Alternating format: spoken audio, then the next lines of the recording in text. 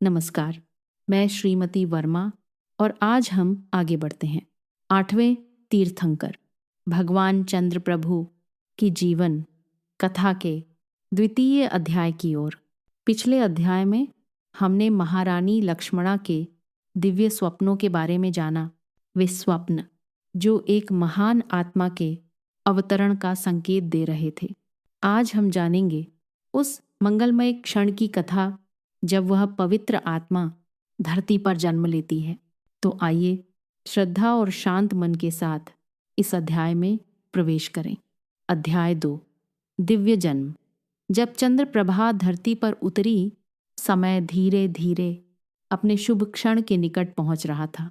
चंद्रपुर नगरी में एक अद्भुत शांति थी। लोग अपने अपने कार्यों में लगे थे, पर वातावरण में एक अनजाना उल्लास महसूस हो रहा था। एक पावन रात्रि आई। आकाश बिल्कुल स्वच्छ था। तारे चमक रहे थे और पूर्ण चंद्रमा आकाश में अपनी शीतल चांदनी फैला रहा था। उसी पवित्र समय में महारानी लक्ष्मणा ने एक तेजस्वी बालक को जन्म दिया। जैसे ही बालक ने पहली श्वास ली, मानो राजमहल में एक कोमल प्रकाश फैल गया। वह प्रकाश तेज नहीं था, वह वैसा ही शांत और शीतल था जैसा चंद्रमा का प्रकाश होता है। देवलोक में भी यह शुभ समाचार पहुंचा। इंद्रदेव स्वयं देवों के साथ धरती पर अवतरित हुए।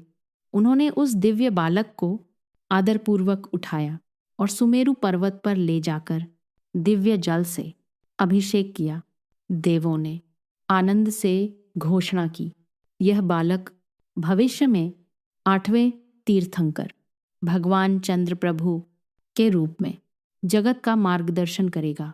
इसके बाद देवों ने उस बालक को ससम्मान माता के पास लौटा दिया। राजमहल में आनंद का वातावरण छा गया।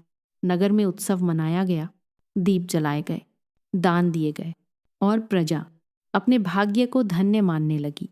राजा महासेन ने अपने पुत्र को प्रेम से देखा। बालक के मुख पर अद्भुत शांति थी। उनकी त्वचा से हल्की उज्ज्वल आभा झलक रही थी, मानो चंद्रमा की किरणें उनके साथ ही धरती पर उतर आई हों। कुछ समय बाद नामकरण का उत्सव हुआ। राजा ने कहा, जिस प्रकार चंद्रमा अंधेरी रात को शांत प्रकाश देता है, उसी प्रकार यह बालक एक दिन संसार को ज्ञान का प्रकाश देगा। इसी भाव से बालक का नाम रखा गया चंद्र प्रभु। समय के साथ बालक चंद्र प्रभु धीरे धीरे बढ़ने लगे। उनकी मुस्कान अत्यंत शांत थी। जो भी उन्हें देखता उसके मन में स्वतः शांति का अनुभव होता। महारानी लक्ष्मणा अक्सर उन्हें देखकर सोचती हैं, यह बालक केवल मेरा पुत्र नहीं, एक दिन संपूर्ण जगत का मार्गदर्शक बनेगा।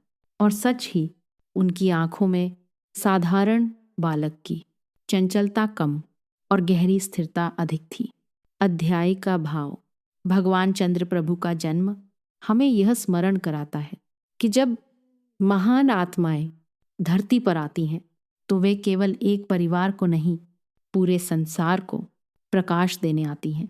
और इसी मंगलमय आरंभ के साथ भगवान चंद्र प्रभु की जीवन कथा का यह द्वितीय अध्याय पूर्ण होता है।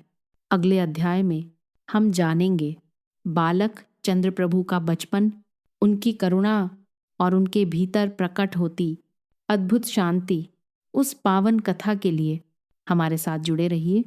नमस्कार। अपनी भावना कमेंट में ज़रूर साझा करें। आपका एक लाइक हमारे लिए हौसला है और शेयर करना ना भूलें। हमारे साथ इस सफ़र में बने रहें। चैनल को सब्सक्राइब ज़रूर करें। दिल से धन्यवाद।